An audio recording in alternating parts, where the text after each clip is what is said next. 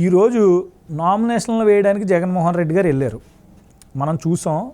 అక్కడ మన రాయలసీమ అని చెప్తున్నాడు. మన రాయలసీమ అని చెప్పి ఇప్పుడు రాయలసీమ ఓట్లు కొట్టేయాలి. మన క్రిస్టియన్ అని చెప్పి వీళ్ళ నేతలందరూ తిరిగేసి మళ్ళీ ఆ ఓట్లు కొట్టేయాలి. మన రెడ్డి అని చెప్పి మళ్ళీ ఆ ఓట్లు కొట్టేయాలి. చంద్రబాబు కాపులకి ఎన్ని పోటీ చేసాడని చెప్పి ఆ ఓట్లు కొట్టేయాలి. ఇంకెలాగా అన్ని వర్గాల ఓట్లు. అసలు రాష్ట్రానికి ఏం చేసాం, రాష్ట్రానికి ఎన్ని పెట్టుబడులు తెచ్చాం, రాష్ట్రంలో ఈరోజు అప్పులు ఎలా పెరిగిపోయినాయి, రాష్ట్ర యువత ఎందుకు బయటికి వెళ్తున్నారో, రాష్ట్రంలో రైతుల పరిస్థితి ఏంటి, ఉద్యోగుల పరిస్థితి ఏంటి, నిరుద్యోగుల పరిస్థితి ఏంటి, ఏం ఉండవు. ఏంటంటే ఇదిగో ఆడు మీ కులాన్ని ఏదో అనేసాడు, మీరు వీళ్ళకి ఓటేసేయండి. ఇలా ఒక కులానికి పుల్ల పెట్టి, లేదా ఒక మతానికి మధ్య విద్వేషాలు రెచ్చగొట్టి, ఈరోజు ప్రాంతాల మధ్య విభజించి, ఈరోజు మరి వైజాగ్లో ఎందుకు పెట్టావు, 3 రాజధానులు అన్నావు కదా, అవి ఏం చెప్పడం. ఈరోజు రాయలసీమ ప్రజలకి ఏం అవసరం లేదు. రాయలసీమకి నీటికి సంబంధించినటువంటి వ్యవహారాలు ఏమీ పూర్తవు, ఇంకేం ఉండవన్నమాట. కానీ ఈరోజు మన రాయలసీమని సంబోధించేసి అబ్బా మళ్ళీ రాయలసీమ ప్రజలందరూ అన్నకి ఆశీర్వదించేస్తే మళ్ళీ ఇప్పుడు 10 లక్షల కోట్లు తినేసాడు, ఇంకో 20 లక్షల కోట్లు తినేయడానికి ఈరోజు సిద్ధపడుతున్నాడు. నా ఫస్ట్రేషన్ ఏంటంటే రాష్ట్రం బాగుంటలేదని. మీ అభిప్రాయం ఏంటి మరి? ఈరోజు మళ్ళీ ఇలాంటి సింపతి రాజకీయాలకు తెరలేపుతున్నాడు. ఇంకా స్టిక్కర్ మాత్రం పోవట్లేదు. అది మామూలుగా నాకు దెబ్బ తగిలినా అది 2 రోజుల్లో తీసి పక్కనాడేస్తారు. గాలి తగలాలంటారు కదా, ఇప్పుడేమో దెబ్బ తగిలినప్పుడు గాలి తగిలితే ఫాస్ట్గా మాడిపోద్ది అంటాం. అది మాత్రం స్టిక్కర్ అలాగే వెళ్ళిపోతుంది. మీ అభిప్రాయం ఏంటి దీని మీద? మరి భయము, పక్షపాతము, రాగద్వేషాలకు అతీతంగా పరిపాలన చేస్తామని చెప్పని పాలకులు రాజ్యాంగం మీద ప్రమాణ స్వీకారం చేస్తారు.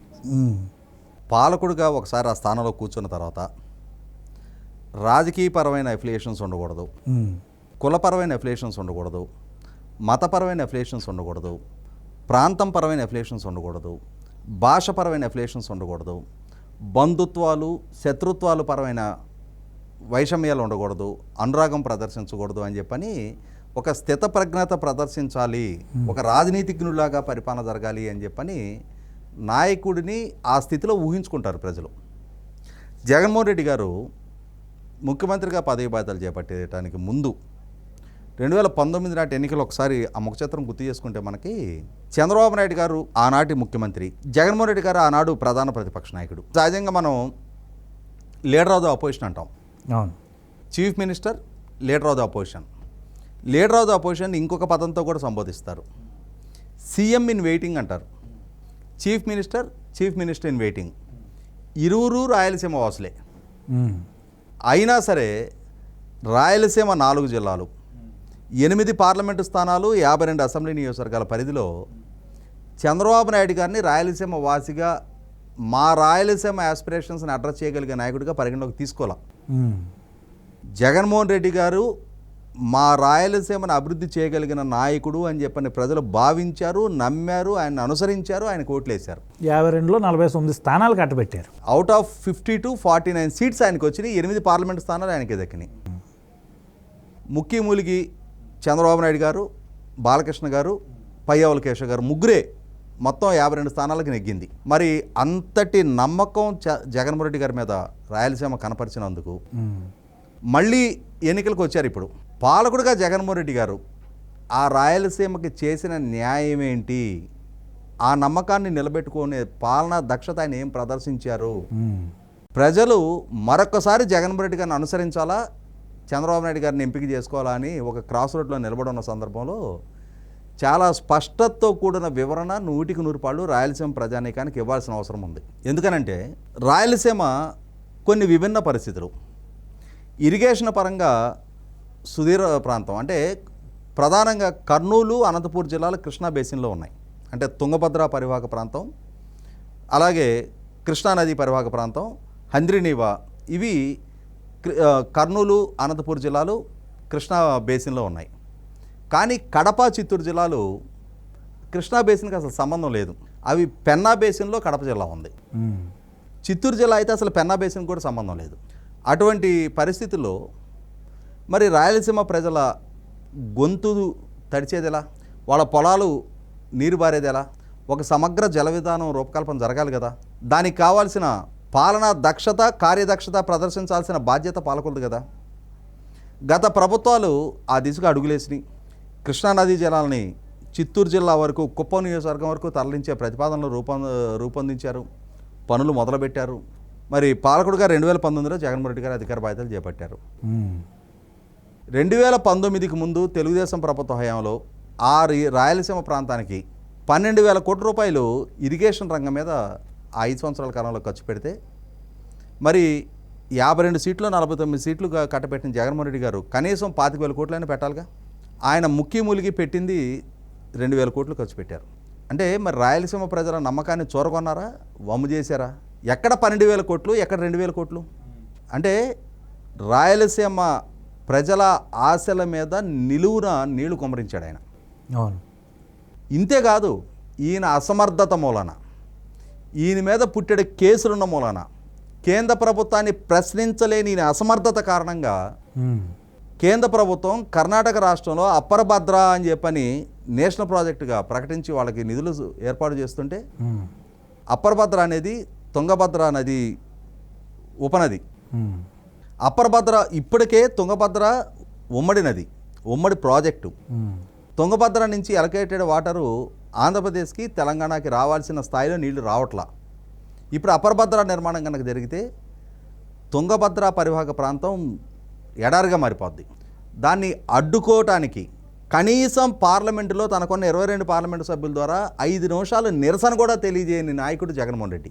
ఎందుకంటే కేంద్ర ప్రభుత్వం తీసుకున్న నిర్ణయం, భారతీయ జనతా పార్టీ నాయకత్వంలో ఉన్న కేంద్ర ప్రభుత్వం తీసుకున్న నిర్ణయాన్ని గనక ప్రతిఘటిస్తే, వాళ్ళ రాజకీయ ఆకాంక్షలకు వ్యతిరేకంగా ఈయన గనక గళం వినిపిస్తే ఎక్కడ ఈయన కేసులు బయటకు వస్తాయో, విచారణ వేగవంతం అవుద్దో, ఎక్కడ 7 సోవలు వెనక్కి వెళ్లాల్సి వస్తుందని చెప్పని, బెయిల్ రద్దు ఎక్కడ జరుగుతుందని చెప్పని పిరికిబారి రాష్ట్ర ప్రయోజనాలని, రాయలసీమ ప్రయోజనాలని పణంగా పెట్టిన రాయలసీమ ద్రోహి జగన్మోహన్ రెడ్డి.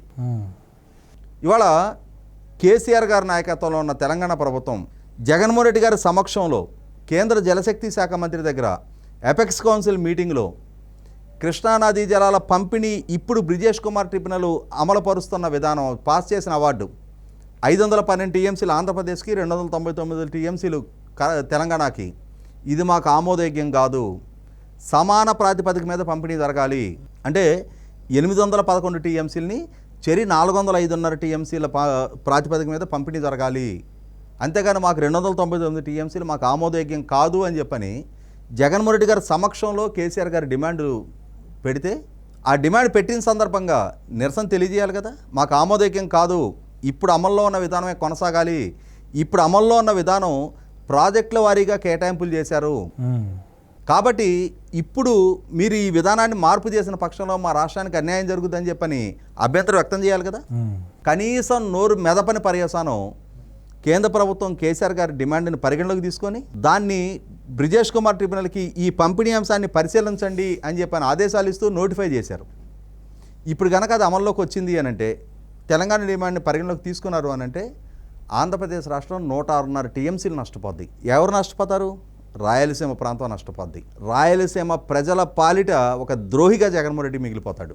ఎందుకు? కేంద్ర ప్రభుత్వ సమక్షంలో 2019 ఎన్నికలకి కేసీఆర్ గారి దగ్గర నుంచి ఫేవర్ తీసుకున్నాడు కాబట్టి, అన్ని రకాల వనరులు కేసీఆర్ గారు ఈయనకు అండదండలు అందించారు కాబట్టి, ఇప్పుడు కేసీఆర్ గారికి వ్యతిరేకంగా గొంతెత్తితే తెలంగాణలో జరుగుతున్న కేసుల విచారణ, తెలంగాణలో ఉన్న ఆస్తులు, వీళ్ళ ప్రయోజనాలు దెబ్బతింటాయని చెప్పని, వీళ్ళ వందిమాగదుల ఆస్తులు, వీళ్ళ వ్యాపారాలు దెబ్బతింటాయని చెప్పని రాష్ట్రాన్ని బలిపేట మీద ఎక్కించి రాయలసీమని బలిపశువుగా మార్చి ఇవాళ రాయలసీమ ద్రోహిగా మారాడు జగన్మోహన్ రెడ్డి. ఈయన నా రాయలసీమ అని చెప్పని వాళ్ళ ఎన్నికల సందర్భంగా మళ్ళీ ఎమోషనల్గా ఇష్యూ ఫ్లేరప్ చేసే ప్రయత్నం చేస్తున్నాడు. ఇండస్ట్రీస్ పరంగా భారతదేశంలోకెల్లా అతిపెద్ద ఎఫ్డిఐ కియా గ్రౌండింగ్ అయితే అనంతపూర్లో, ఆ కియా యాజమాన్యాన్ని తన నాయకులు బెదిరిస్తుంటే, తన సమక్షంలో బెదిరిస్తుంటే మౌనంగా చూస్తూ ఉండిపోయి ఇవాళ కియా యాన్సిలరీ యూనిట్లు రాలేదు. అదే కియాకి సంబంధించి ఎలక్ట్రికల్ వెహికల్ యూనిట్ 5 సంవత్సరాల క్రితం వాళ్ళకి ల్యాండ్ అలాట్మెంట్ అయింది, ఇప్పటి వరకు అది ఎస్టాబ్లిష్మెంట్ కాల. అమర్ రాజా బ్యాటరీస్ 9,500 కోట్లు వేరే రాష్ట్రానికి తరలిపోయింది. 15,000 కోట్ల రూపాయల రిలయన్స్ ఎస్సీజెడ్, ముఖేష్ అంబానీ గారితో ఒప్పందం జరిగిన ఎస్సీజెడ్, జియో ఎక్విప్మెంట్ తయారీ ఎస్సీజెడ్, అది క్యాన్సిల్ చేసుకొని భూములు హ్యాండ్ ఓవర్ చేశారు. అన్నిటికన్నా ముఖ్యంగా లేపాక్షి నాలెడ్జ్ హబ్ భూములు 10,000 ఎకరాలు బెంగళూరు ఎయిర్పోర్ట్కి 65 కిలోమీటర్ల దూరంలో, బెంగళూరు హైదరాబాద్ జాతీయ రహదారికి ఆనుకొని 10 కిలోమీటర్ల పొడుగున ఉంటాయి 12,000 ఎకరాల భూములు చిలమత్తూరు దగ్గర. ఆ భూముల్ని ఎన్సీఎల్టీలో ప్రైవేటు వ్యక్తులు, జగన్మోహన్ రెడ్డి గారి మేనమామ కొడుకు 500 కోట్ల రూపాయలు కొట్టేస్తుంటే రాష్ట్ర ప్రభుత్వం తరఫున అభ్యంతరం వ్యక్తం చేసి ఆ భూములు దక్కించుకొని ఉండాల్సిన ప్రభుత్వం నా మేనమామ కొడుకే కదా పందారం చేద్దామని చెప్పని చూస్తూ ఊరుకుండిపోయారు. పర్యవసానం ఇవాళ 600 ఎకరాల్లో కియా ప్లాంట్ ఎస్టాబ్లిష్మెంట్ జరిగితేనే ఆ ప్రాంత ముఖచిత్రం మొత్తం మారిపోయింది. ఈ 12,000 ఎకరాల భూములు ప్రభుత్వం చేతిలో ఉంటే ఎన్ని పరిశ్రమలు రావడానికి ఆస్కారం ఉంటుంది? దుర్భిక్ష రాయలసీమలో ఎంత ఉపాధి కల్పనకు ఆస్కారం ఉంటుంది? ఎంత సంపద సృష్టికి ఆస్కారం ఉంటుంది? అక్కడ నీటిపారుదల వ్యవస్థ చాలా తక్కువ. వ్యవసాయం మీద ఆధారపడి అక్కడ నీటిపారుదల సవ్యంగా లేక వ్యవసాయం దెబ్బతింటా నష్టాల పాలవుతా రైతాంగం కూలీలుగా మారి ఇవాళ కర్ణాటక కేరళకి వలసలు వెళ్ళిపోతూ ఉన్నారు. ఈ మధ్యకాలంలో మనం చిక్కమగళూరు దగ్గర ఒక తెల్లవారుజామున జరిగిన ఒక యాక్సిడెంట్ చూసాం. ఇట్లా వలస వెళ్తున్న 12 మంది ఒకే యాక్సిడెంట్లో ప్రాణాలు కోల్పోవడం జరిగింది. ఇవాళ రాయలసీమలో ఇండస్ట్రీని సర్వనాశనం చేశారు. జగన్మోహన్ రెడ్డి గారికి ఓట్లేసి గెలిపించిన జగన్మోహన్ రెడ్డి గారి కుటుంబాన్ని 4.5 దశాబ్దాలుగా గెలిపిస్తున్న పులివెందుల నియోజకవర్గానికి ఇరిగేషన్ అందించాల్సిన గండికోట రిజర్వాయర్ నుంచి డిస్ట్రిబ్యూటరీ నెట్వర్క్ ఏర్పాటు చేయకుండా ఇవాళ రిజర్వాయర్లో నీళ్లున్న ఆ ప్రాంత ప్రజల పొలాల్లోకి నీళ్లు బారిన పరిస్థితి. ఆయన జిల్లాలోనే అన్నమయ్య ప్రాజెక్టు, పూంచ ప్రాజెక్టు బ్రీచ్ అయిపోయిన పరిస్థితులు చూసాం. విలువైన ప్రాణాలు కోల్పోయిన పరిస్థితులు చూసాం. ఇప్పటిదాకా వాళ్ళకి రీహాబిలిటేషన్ ఏర్పాటు చేయని పర్యవసానం. అదే రాయలసీమ ప్రాంతానికి గత ప్రభుత్వ హయాంలో 90% సబ్సిడీతో 17 లక్షల ఎకరాలకి డ్రిప్ పరికరాలు ఇచ్చి హార్టికల్చర్ని ప్రమోట్ చేస్తే ఈయన ప్రభుత్వ హయాంలో 4 సంవత్సరాల పాటు ఆ పథకాన్నే పరిగణలోకి తీసుకోకుండా 5వ సంవత్సరం మొదలుపెట్టి 2 లక్షల ఎకరాలకు మాత్రం డ్రిప్ పరికరాలు ఇవ్వడం జరిగింది. వెనకబడిన ప్రాంతాలకు నిధులు కూడా తెచ్చుకోలేకపోయాడు కేంద్రం. వెనకబడ్డ ప్రాంత నిధులే కాదు, ఇంకొక మోసం ఏంటి అంటే గత ప్రభుత్వ హయాంలో చంద్రబాబు నాయుడు గారి ప్రభుత్వ హయాంలో కడప స్టీల్ ప్లాంట్ శంకుస్థాపన జరిగితే ఈయన ప్రభుత్వంలోకి వచ్చిన తర్వాత చంద్రబాబు ఎన్నికలకు ముందు శంకుస్థాపన చేశాడు. నేను ఎన్నికలు అయినాక ఇప్పుడు ప్రభుత్వంలోకి రాగానే శంకుస్థాపన చేస్తున్నా, ఇది నా చిత్తశుద్ధికి నిదర్శనం, 3 సంవత్సరాల్లో దీన్ని పూర్తి చేస్తా, 25,000 మందికి ఇక్కడ ఉపాధి కల్పిస్తాను వాగ్దానం చేసిన వ్యక్తి మళ్ళీ తిరిగి 2023 మార్చిలో మరొకసారి శంకుస్థాపన చేయడం జరిగింది ఎన్నికలకు ముందు. ఇదే ఆయన చిత్తశుద్ధి? వేదావతి గుండ్రేవుల ఏ ప్రాజెక్టుని పరిగణలోకి తీసుకోవాలా? ఇవాళ మొత్తం రాయలసీమ ఇరిగేషన్ని విధ్వంసం చేసి రాయలసీమ డ్రాట్ మిటిగేషన్ ప్రాజెక్టు పేరిట ఒక ప్రాజెక్టు సంకల్పించి ఆ ప్రాజెక్టు పేరిట అప్పులు తెచ్చి అప్పులు కాంట్రాక్టర్లకు చెల్లింపులకి వాడారు తప్ప ప్రాజెక్టు కొనసాగించాలనే చిత్తశుద్ధి ప్రదర్శించాలనే నాయకుడు జగన్మోహన్ రెడ్డి 100కి 100 ఇవాళ ఎన్నికలు సమీపిస్తున్న సందర్భంగా ప్రాంతీయపరమైన ఎమోషన్ ఎక్స్ప్లాయిట్ చేసుకునే ప్రయత్నం చేసినా కూడా 2019 నాడు ఈయన మీద మమకారం చూపించిన రాయలసీమ పాలకుడిగా ఈయన పాలనా దక్షత ఏంటి, ఈయనకు ఆ రాయలసీమ పట్ల ఎంతటి చిత్తశుద్ధి ఉంది, ఏ రంగం పట్ల ఎంతటి కన్సర్న్ ప్రదర్శించాడు, ప్రజల జీవితాల్లో ఎటువంటి మార్పు చేర్పులు తెచ్చాడు అనేది ప్రత్యక్ష అనుభవం ఉన్న రాయలసీమ ప్రాంత ప్రజలు కనీసం ఆయన పులివెందుల నియోజకవర్గంలో కూడా ఆయన పరిగణలోకి తీసుకోవట్లేదు అనేది వాస్తవం. అక్కడ కుటుంబ సంబంధాల పట్ల విలువ లేదు, మానవ సంబంధాల పట్ల విలువ లేదు, ఆ ప్రాంతం పట్ల నిజమైన చిత్తశుద్ధి మమకారం లేదు. కేవలం తన రాజకీయ ఆకాంక్షల కోసం ఈ విధమైన ఎమోషన్స్ పెంచి తద్వారా రాజకీయంగా పబ్బం గడుపుకోవాలనుకుంటున్న జగన్మోహన్ రెడ్డి వైఖరిని రాయలసీమ వాస్తవ జగన్మోహన్ రెడ్డి ఏంటి అనేది ప్రత్యక్ష అనుభవంతో తెలుసుకున్నారు. ఇంకొకసారి మోసపోవడానికి రాయలసీమ సిద్ధంగా లేదు.